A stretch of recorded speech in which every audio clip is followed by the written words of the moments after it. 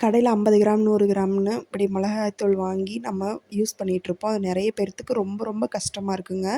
இந்த மாதிரி ஒரு டைம் அரைச்சி வச்சுக்கிட்டிங்கன்னா நீங்கள் நான்வெஜ் சமைச்சாலும் சரி, வெஜ்ஜாக இருந்தாலும் சரி, ஒரே குழம்புத்தூள் போதுங்க. நீங்கள் எவ்வளோ வேணாலும் போட்டுக்கரலாம். அதுக்கு தேவையான பொருள் பார்க்கலாங்களா? 1/2 கிலோ வரமிளகாய், காஞ்ச மிளகாய், 1 கிலோ மல்லி, அது கூட 50 கிராம் கடலைப்பருப்பு, 25 கிராம் கடுகு, 25 கிராம் பார்த்திங்கன்னா வெந்தயம், 25 கிராம் பார்த்திங்கன்னா சீரகம், மிளகு 25 கிராம் தான், ஜீரகம் 25 கிராம், சோம்பு 25 கிராம், மஞ்சள் 25 கிராம், அது கூட பார்த்திங்கன்னா கட்டி பெருங்காயம். இதில் பார்த்திங்கன்னா ஒரு 10 கிராம் மட்டும் எடுத்துக்கோங்க. பெருங்காயம் 10 கிராம் எடுத்துக்கோங்க. அது கூட பார்த்திங்கன்னா இதை எல்லாத்தையுமே எடுத்து வச்சுட்டு ஒரு கடாய் எடுத்து வச்சுக்கோங்க. நல்லா பெரிய வாணலியாக இருந்தால் கூட நல்லா காய வச்சு எடுத்துக்கோங்க.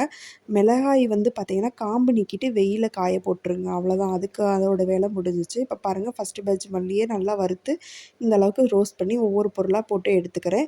கடுகு போட்ட உடனே எடுத்துருங்க. இந்த மாதிரி எல்லா பொருளையும் ரோஸ்ட் பண்ணி ஒரு நாள் ஃபுல்லாக வெயிலில் காய விட்டுட்டு எடுத்து அரைச்சி பாருங்கள். அந்த மிளகாய்த்தூள் வாசம் அவ்வளோ சூப்பராக இருக்கும். நம்ம கடையில் 10 20ன்னு 50 கிராம் கொடுங்க, 100 கிராம் கொடுங்கன்னு வாங்கி வச்சாலுமே ஒரு வாரத்தில் தீர்ந்து போயிடும். இந்த மாதிரி அரைச்சி வச்சிட்டிங்கன்னா நான்வெஜ்ஜாக இருந்தாலும் வெஜ்ஜாக இருந்தாலும் சூப்பரான அல்டிமேட் குழம்பு மிளகாய்த்தூள் ரெடி ஆயிடுச்சு. நான் இந்த வீடியோ பிடிச்சா லைக் பண்ணி, ஷேர் பண்ணி, சப்ஸ்கிரைப் பண்ணி